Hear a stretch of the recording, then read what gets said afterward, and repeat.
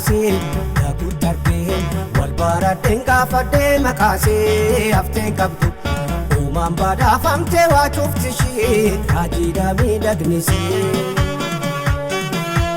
magal walloo kan faayamtee deemtu qophaa'isee dhaguutti argee wal baradheen gaafadhee makaasee hafteen qabdu uumaan badhaafamtee waa cufti ishee raajiidhaa miidhagnisee.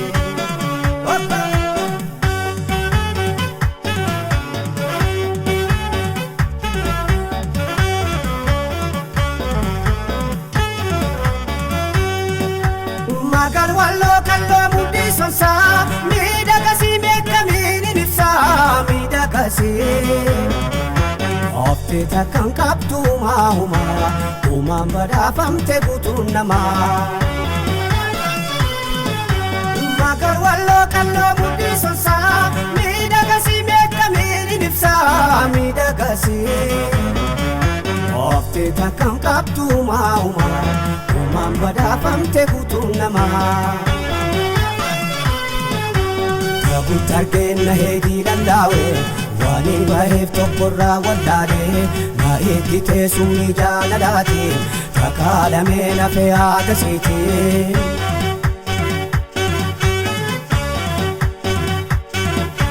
Dhaguutti argeen na heedii danda'ee waan hin baheef tokkorraa wallaalee na eeggitee sumni jaalalaatiin takaalamee lafee haadasiitiin jaalalashee.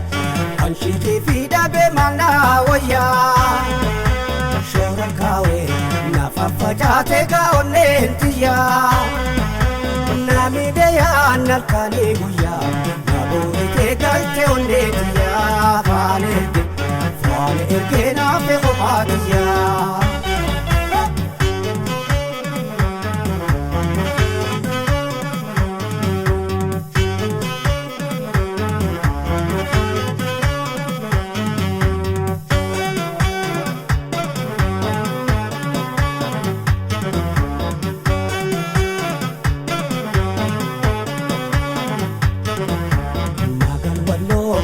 Faayamtee deemtu qophaa'isee dhaguutti argee wal baradheen gaafadhee makaashee hafteen qabdu uumaan badhaafamtee waa cufti ishee raajiidhaa miidhagnisee.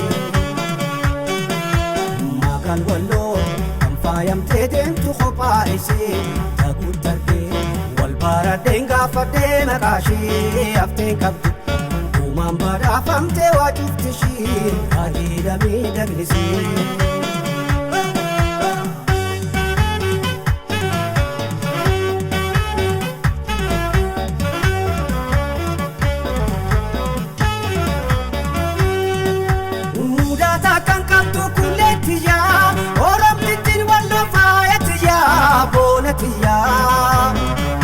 Oftee takkaan qabdu uumaa maalturraa irraate guutuu namaa. Muudaa takkaan qabdu kulleetiyyaa oromnitti walloo faayatiyyaa boonetiyyaa. Oftee takkaan qabdu uumaan badhaafamte guutuu namaa. Yaanisin wal baree eegalee yaanisi onnee toona ergaree waa'ee siitiin yaada'an yoomumaa ajiisu sirra humaa.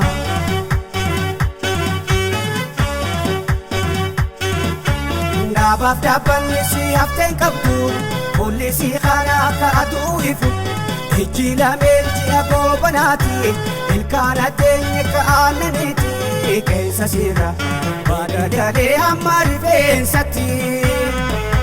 Hina karree aanan marraa nafasi tokkotti shakkeen walloo badhaasa kooti oromtittiin walloo booda kooti na boonitus maalturraa irraate dhugaa qabdi na boonitus maalturraa irraate dhugaa qabdi na boonitus maalturraa irraate dhugaa qabdi na boonitus.